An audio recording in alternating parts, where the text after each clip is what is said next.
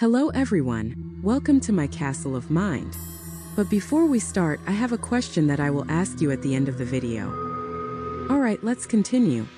On this channel, I will share amazing stories with you that will take you on unforgettable journeys. So if you enjoy my video, please subscribe, like, and share your thoughts with me. Your support means a lot to me. So, let's get started with this Halloween story.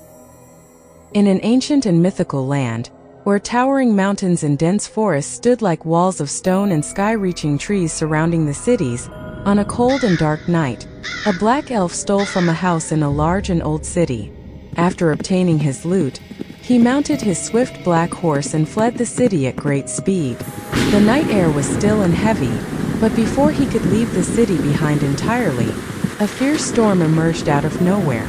Violent, swirling winds began to blow. The storm was so wild that it knocked the black elf off his horse, snatching the horse away from him, which disappeared into the darkness. The wind tore his clothes to shreds, and the cold bit into his very bones. Now alone and defenseless against the wrath of nature, the black elf struggled to make his way to a large rock, where he sat down. The wind kept howling and torrential rain poured down on him. When the storm finally subsided, he, exhausted and in torn clothing, set off once more.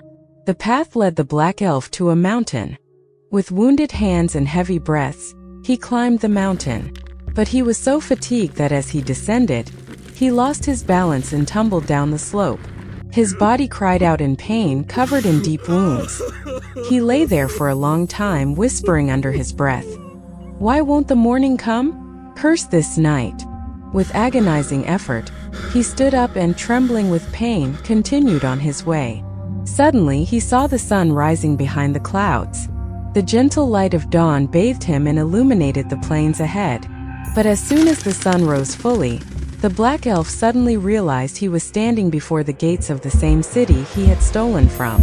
His heart sank. His gaze was drawn to a shadow by the gate. He stepped closer and with deep horror saw himself, lifeless and covered in blood, wearing the same torn clothes, his body wounded just as it had been when he had fled the night before. His corpse lay beside the gate, as if he had never left the city at all. And that's the mysterious end of the black elf story. But what do you think? Was it all a nightmare? Or had he never truly escaped? Let me know your thoughts in the comments.